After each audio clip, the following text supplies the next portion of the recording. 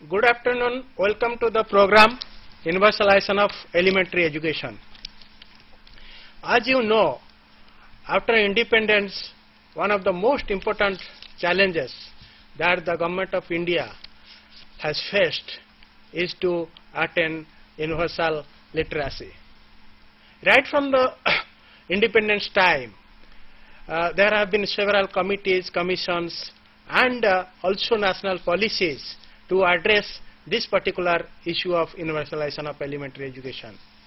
Because this is the most critical sector which contribute not only to the national development but also to the social progress of our country.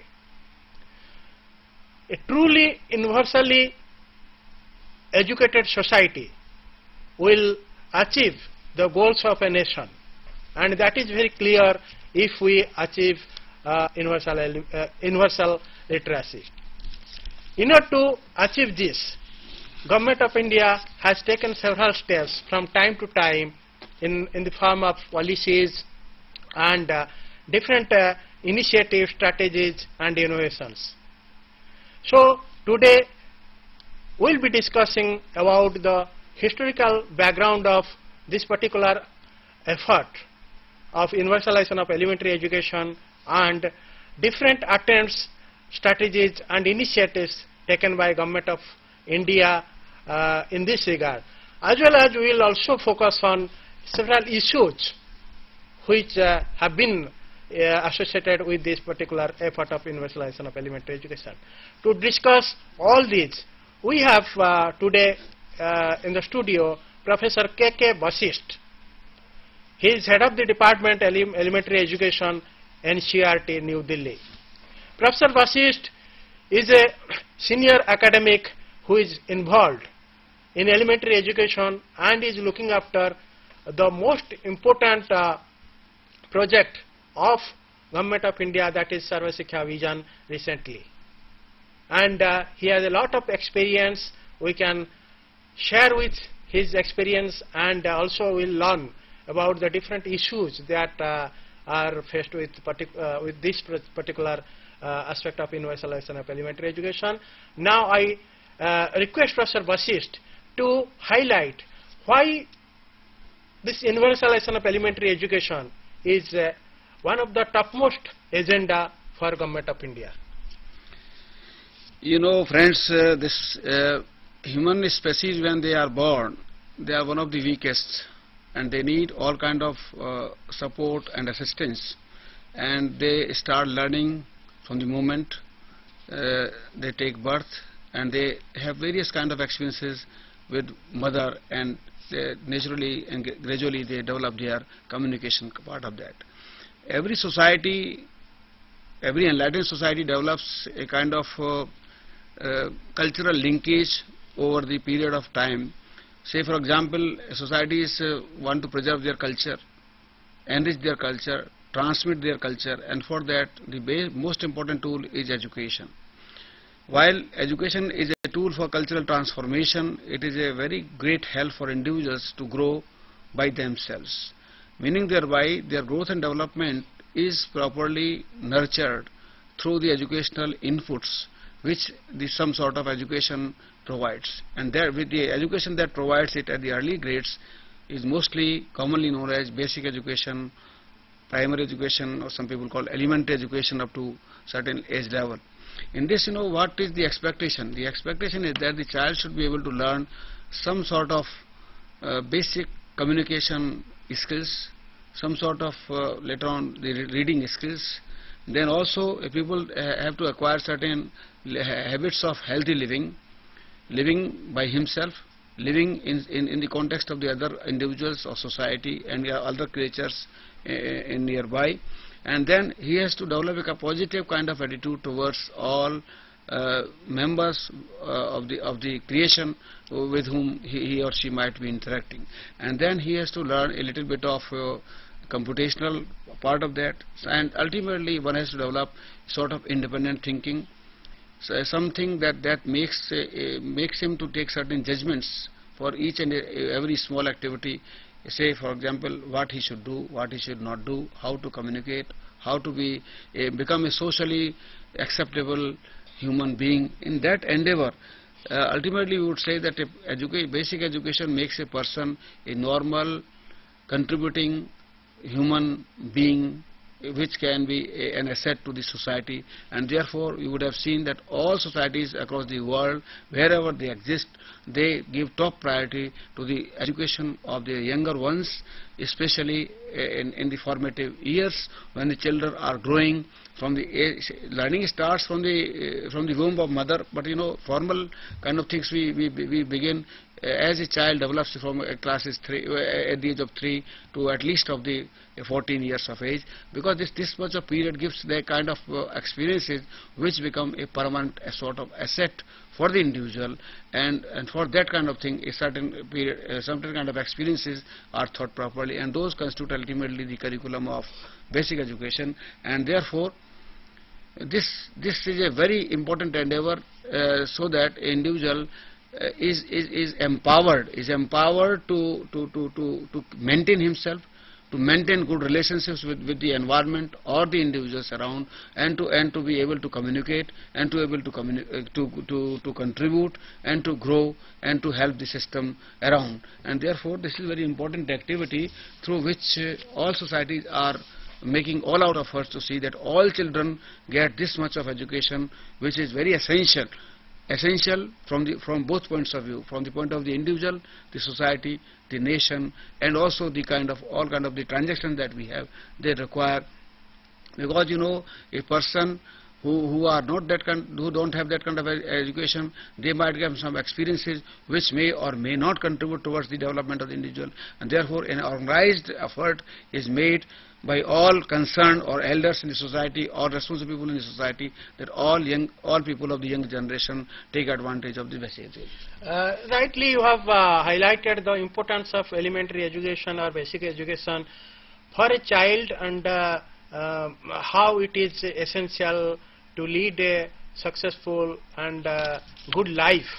So now the question is that what constitutes elementary education? If we look at the slide, that structure of elementary education as obtains in our country, you have this slide before you.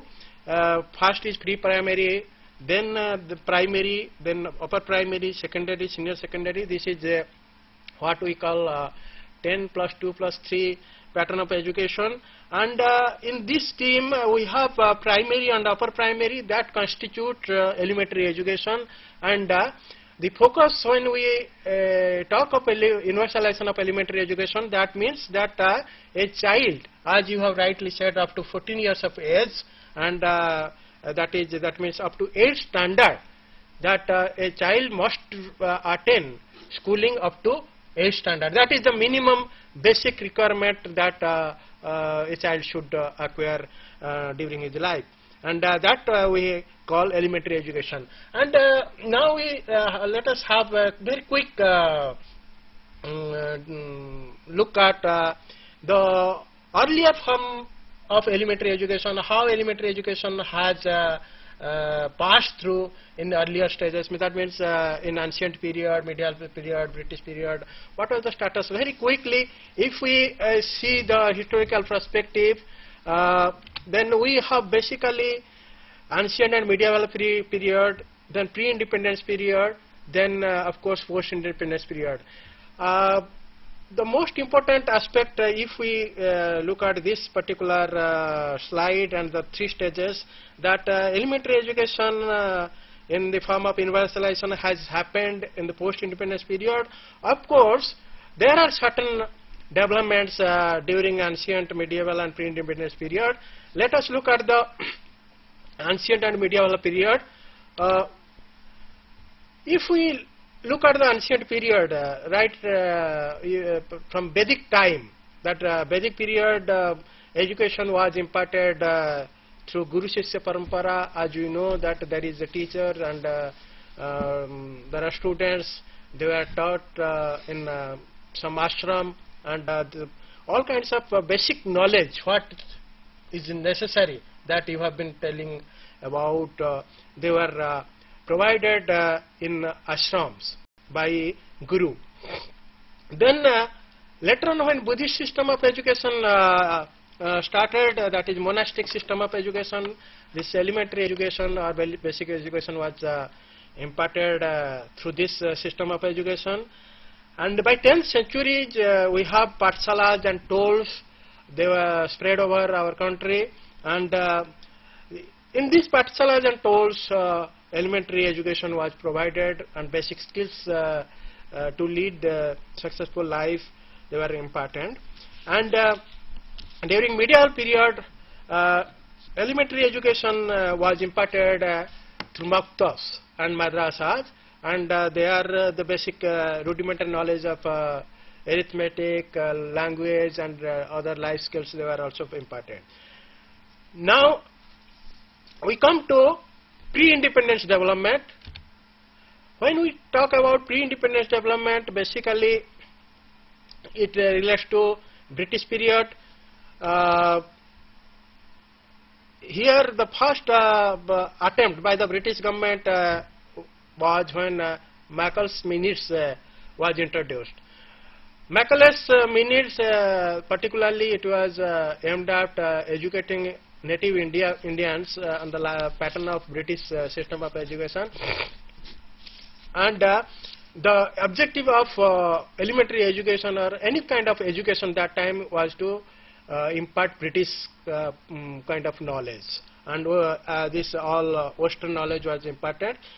But that time also we have indigenous elementary schools which were providing knowledge about or rudimentary knowledge about life skills, arithmetic, then languages, etc. But one of the significant event of pre-independence period was demand for compulsory primary education by Gokhale.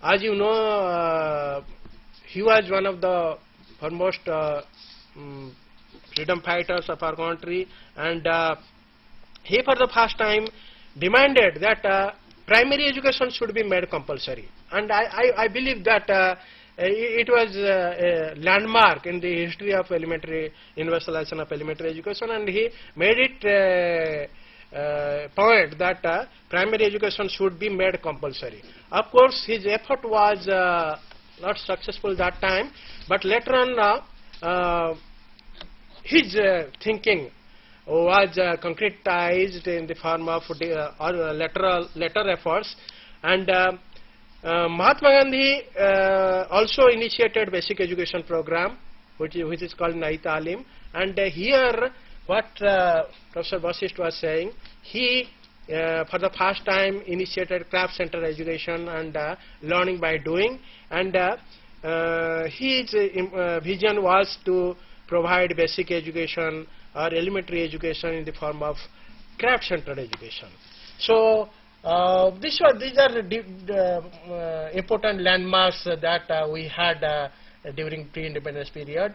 And sir, what is your opinion that how all these efforts, Gandhiji's effort of basic education or Gokhale's landmark movement for compulsory primary education, do they or did they contribute into the attempt of universalization of elementary education in pre-independence period? Certainly. You know, when Gokhale put forward the bill in 1911, you know, an awakening came up. And whether the bill was not passed, as you know, you have mentioned, but you know, the first state that could pass that kind of understanding or a bill, what was the state of Baroda. Maharaja of Baroda passed it for that in their jurisdiction all children will get proper education. So there are certain awakening came up, and then when Mahatma Gandhi came up, Mahatma Gandhi emphasized the relevance of education. So he tried to link up the kind of curriculum with the life skills or the needs of the individuals over there, and therefore he emphasized rightly the craft centered. And at the same time, you know, Tagore was of the same. Tagore also came up, and he said that the child has to develop an organic linkage with the environment. or with the animate or inanimate, both kinds of environment. And similarly, if you think of our philosophers, Dr. Radhakrishnan, he said the education should be able to give them a perfection kind of thing. So people started thinking on that. So the one contribution of these things was that there was a common thinking or kind of thinking among those who could matter that this is a very essential thing, that each child of this country should be provided basic education. So this was a real contribution of people, and then every development of later stages have been built up on these efforts only.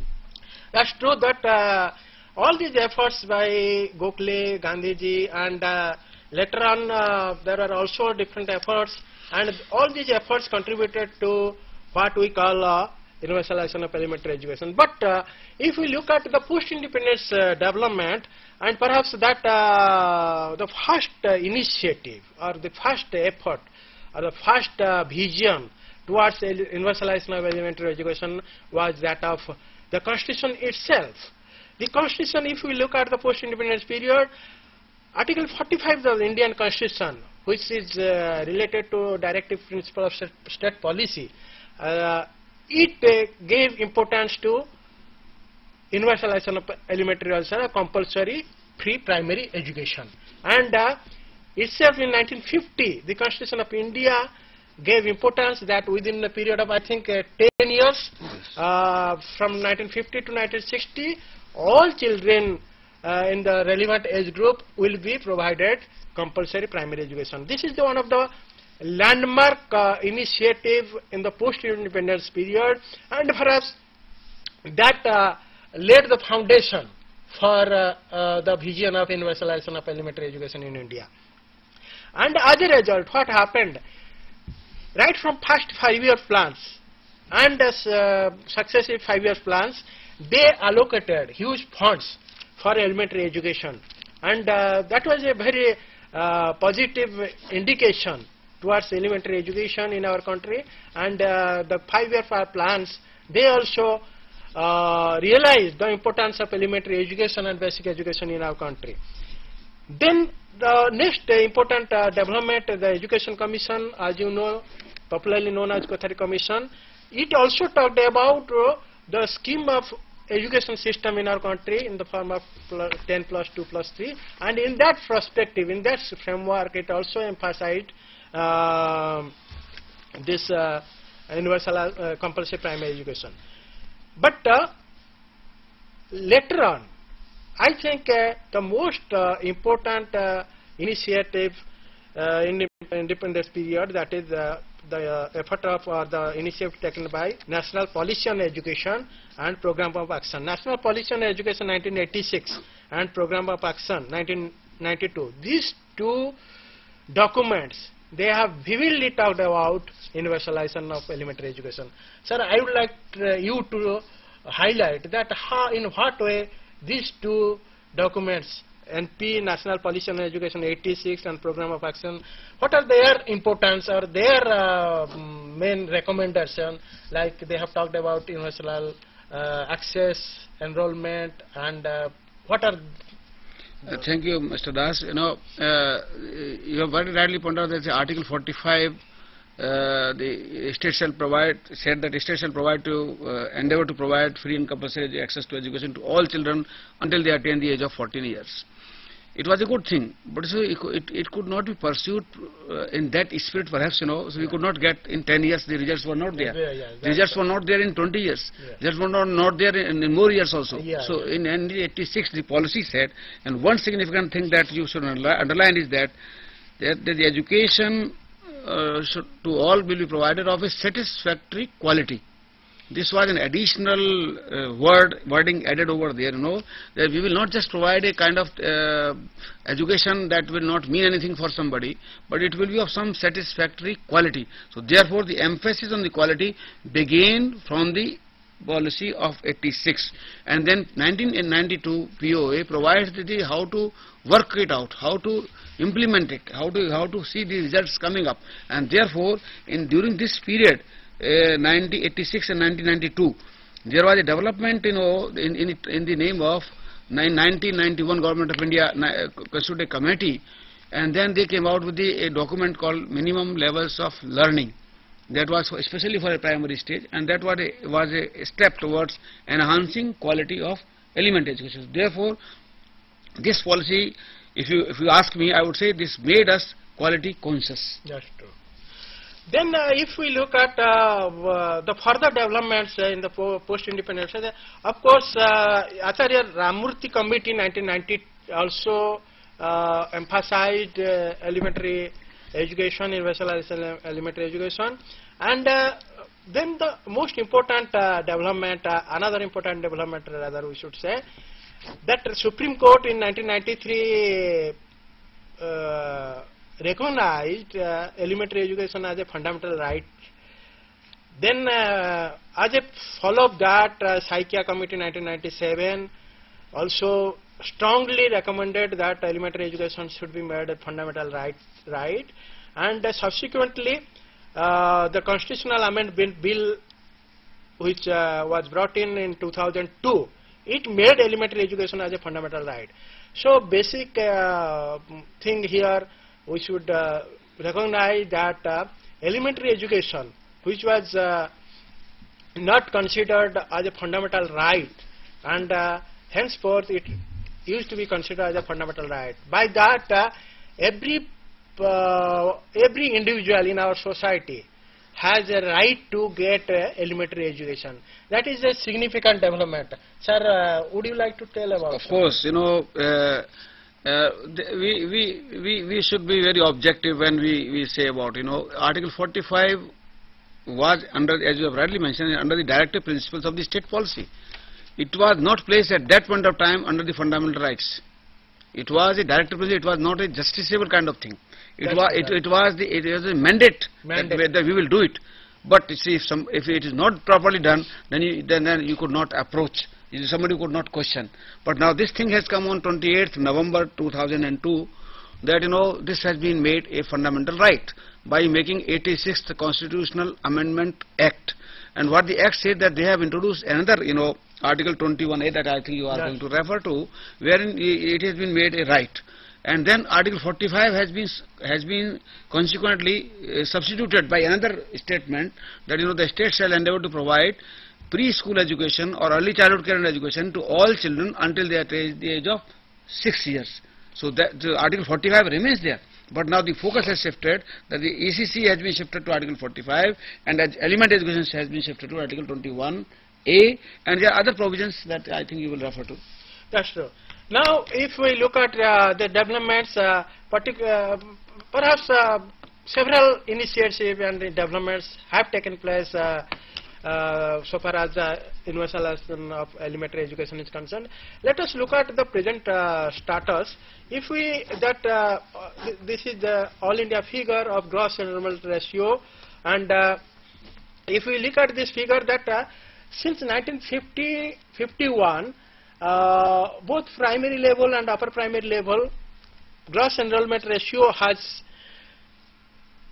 substantially increased. But I think in terms of net enrollment ratio, it has not increased so far. And there are so many children which are still out of, in the relevant age group, they are still out of school system. And perhaps that is the reason the government is really addressing the issue in a big way. And sir, what is your... I will just wait for a further presentation, you know. The problem is not of the access only. You know, say for example, you are saying the GER and NER, they are not comparable. There are certain regions, some people come and some young age children also come into and they inflate the GER. And that NER is for them who are in the proper age group, and there is. So this is the kind of difference has to remain. But problem is that once a child comes to a school, he has to continue over there. And if I think next slide might be showing, then there's some people are not having. So I'll just point out when you finish one or two more presentations, I'll come to. Yeah, here this is one issue that perhaps you will be taking up later on. And one important development which has taken place along the side of our effort to universalization of elementary education, there are international efforts. If we look at the international efforts, I think the first international efforts is by World Conference on Education for All, that is EFA, which was held in 1919 in Jamtian, Thailand. And this conference, which was held in 1990, it promised that it was attended by some 155 countries, and all the countries of the world, they promised that education for all will be the goal of all countries by 2000. That means in a period of 10 years, all the countries of the world, they will be able to achieve universalization of elementary education. So this is one of the important steps at the international stage, which was taken in 1990, and then as a follow-up to that summit, then EFA summit of the E9 countries was held in New Delhi in December 1993. That E9 means the most populated countries, 9 populated countries of the world, and you know that India is one of them. And that next follow-up action was held in New Delhi itself in 1993. It also took some initiative to achieve universal elementary education. And I think that all these efforts, they influenced our efforts for universalization of elementary education. Then after 10 years of Jamtian conference, then this world body, they met again at Dakar, World Education Forum of Education for All, held at Dakar, that is Senegal, in 2000, to take stock of what has happened worldwide.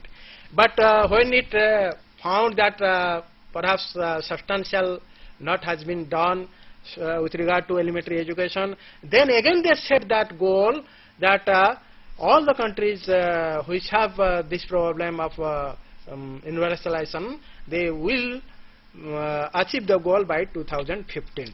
So, sir, one question, that how all these efforts, they have influenced our attempt to achieve universalization of elementary education? You are saying very modestly, but the thing is that the world body assembled in 1990, we call it a Jamtian conference, and which we came out with a kind of slogan, education for all, in which these countries thought, that all countries don't have the capabilities of addressing the issues of universalization of elementary education, and therefore the world body is resolved that they will leave no stone unturned, seeing that all kind of efforts will be there. So what they did, they assessed the scenario, then they set the goals, and then they developed the strategy. This whole document is in 4 parts, The preliminary things are there, then their scenario is presented, goals have been identified, strategies have been identified, and then they have found out who all the international bodies will contribute generously, and money will not be a problem. So the one basic idea was that the monetary obstacles in the way of universalized education will not be there, because the world body, 164 countries sitting there, resolved that. India was one of them, and therefore, and then after 10 years, you have said, E9 is meeting regularly. E9 has met recently in February 2006 also, and they keep on reviewing their progress. Now they talk in terms of the Millennium Development Goals. So it was a review done in February. Now after 10 years they reviewed, and before this review they had 6 regional conferences at 6 different places in the world, and what they did, they assessed the progress of the achievement in terms of various goals, and when they came out with their kind of body, they say, okay, we reaffirm that, and then they came out with 6 goals. In Dakar came us the 6 very important goals, in which the first one was that the early childhood care and education, the other one was for this kind of basic education, and then ultimately they said the community participation and decentralization of education. So that kind of 6 goals they have set.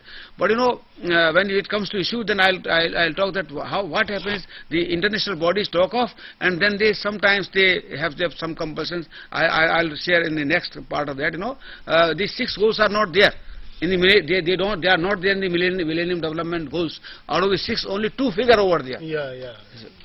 You were earlier talking about that it is elementary education doesn't mean that only that the students should have access to schools, but it means more than that.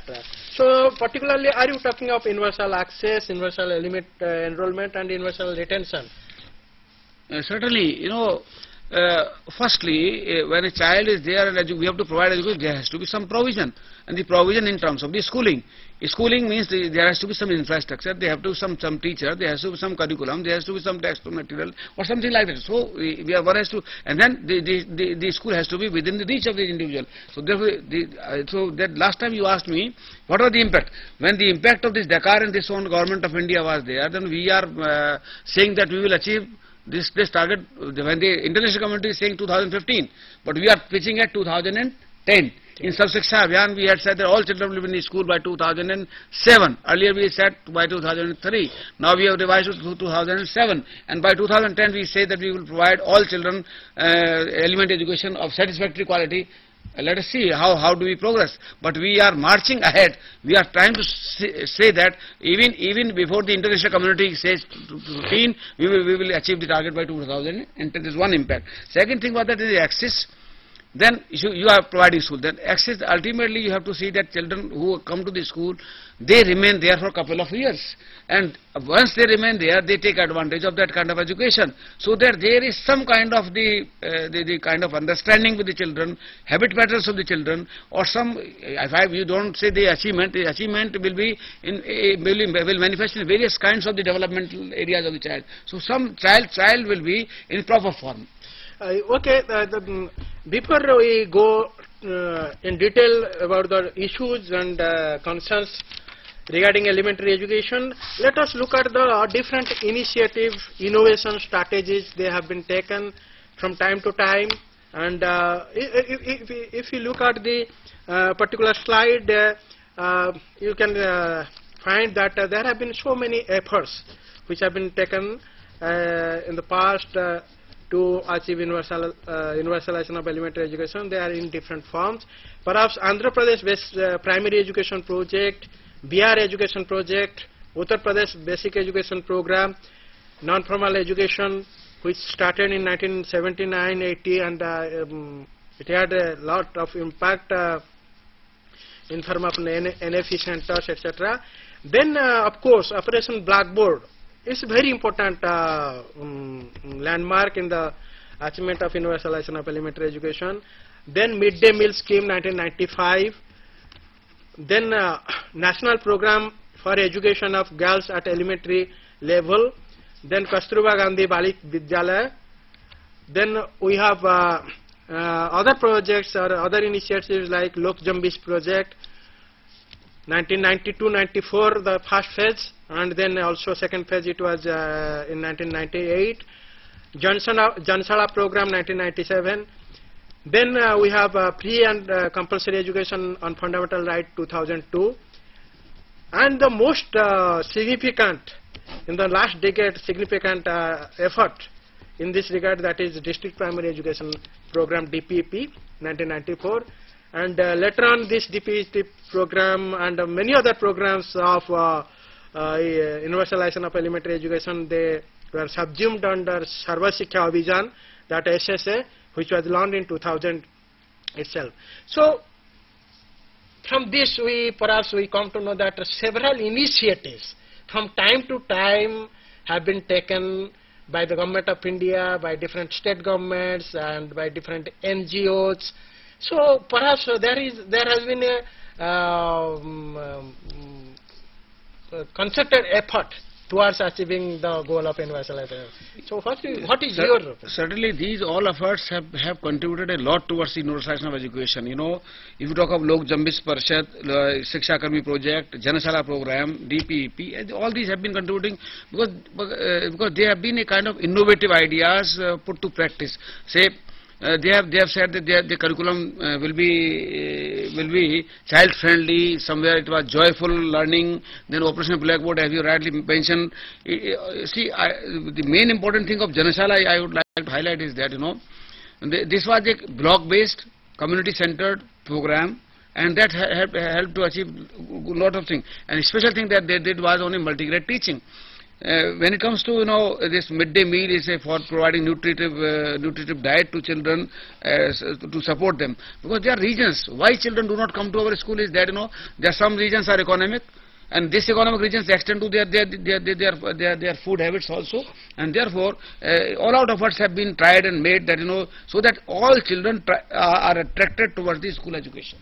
But do you find that there are certain problems or certain issues which should have been addressed in most of these programs, whereas since I would put it this way: we have been making efforts. You have given data of 1951, if you see 2001 also, and now latest MIS reports are coming up. You see, there has been significant gain towards the access aspects. Yeah. Now, if you ask me roughly, it is 92.6% coverage of the children population of 6 to 14 years of age.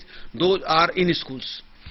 Now, what are they doing in the schools? Are they continuing there? If you see the dropout rates, it is about 30% at the primary, and if you go to upper primary, it reaches up to 50 and so on. Yeah. Then states, there are variations in states. If you go to northeastern and other states and other parts of the country, Nagaland has achieved a good thing. Kerala has got something better, But there is a variety of things are there. So now, who are the 6%? 6 point something percent children. They are the hardest to children. They belong to below poverty line areas, and they have different difficult circumstances around them. Most of them may be the girls also. So therefore, now our effort has to, so far as access is concerned, our effort has to be to cover these 6%, and which is very difficult to reach. They are in different terrains, there are no school, no teacher can reach, and they are in difficult circumstances. First of all, they have to arrange for their food. And then their parents are forcing, there are some traditions, taboos also. So therefore, this is one group. And what about the next, this people who are there? Say for example, I would mention that the children who are in the school, they are also not showing good results. That's true. If you see the quality of learning, the quality has got different dimensions. For example, starting from the inputs to processes to the products, But ultimately, if you take the achievement of children, in upper primary, you would say the achievement levels, so those children who are getting grades A or above or 60% or above, you will not find more than 15%. But sir, one thing that along with this, what is the role of teacher training input so far as the universalization of elementary education? And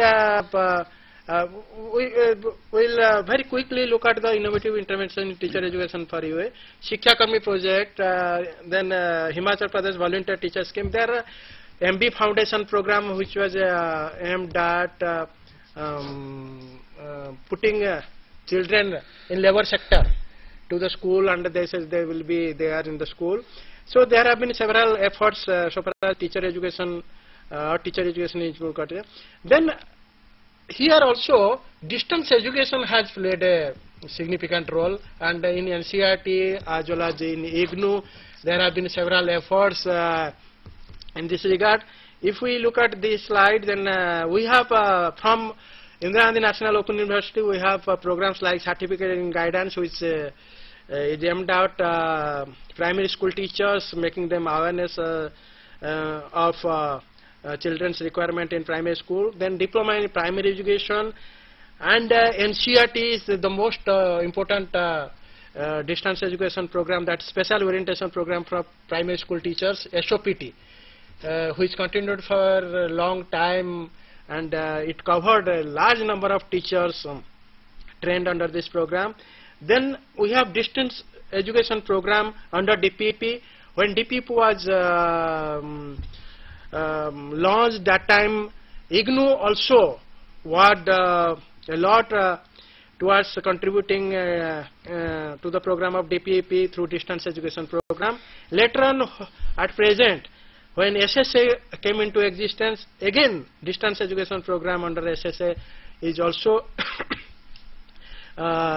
being imparted through IGNOU initiative. So what is your view that how distance education can also play a role towards universalization of distance education has a very important role to play. firstly by way of coverage, secondly by way of supplementing and complementing the face-to-face training programs, both pre-service and in-service programs. And IGNOU is doing a very marvelous job in this, The basic thing is that who is a teacher? A teacher has to have two kinds of things. First, he has to have the understanding of the basic of the subjects that he has to deal with, and then second thing, he has to have the professional skills. And IGNOU is taking care of, I think, both. And in that, we have got several provisions also for in-service programs. The idea is that, how to give them training, but most important issue is here is that are we following them up? The issue is that whatever little training or more training we give, we have to follow them up. We have to provide them on-site guidance, which we are now looking into SSA, that we have to provide them on-site guidance, so that the quality of learning in the classrooms improves, And therefore teachers become more positive, and they have a kind of commitment towards that.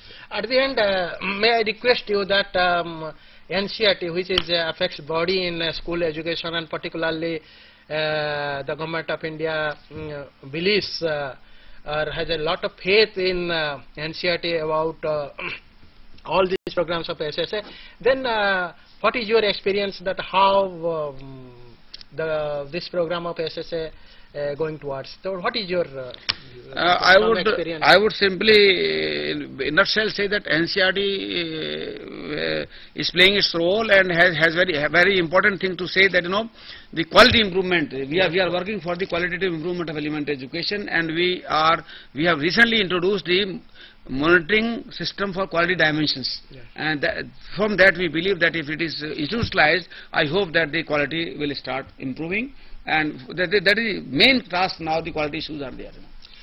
Okay, we have a very fruitful discussion on universalization of elementary education.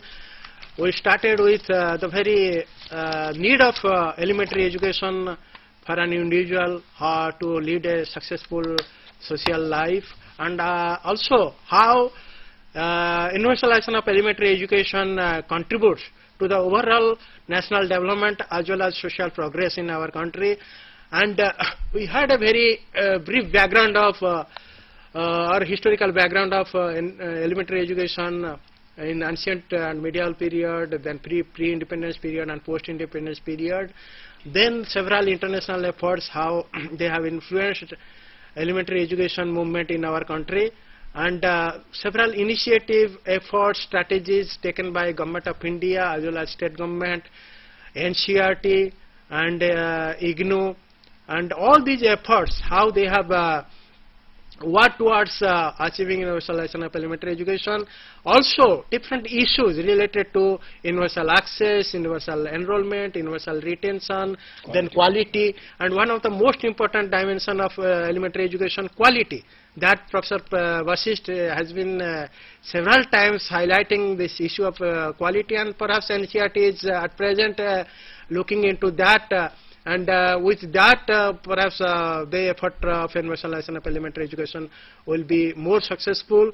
And Professor Vasisht has nicely shared his experience with us, and we will have more discussions later on whenever we find time for universalization of elementary education. But for this program, so we thank Professor Vasisht to share his experiences with us. Thank you a lot. Thanks a lot.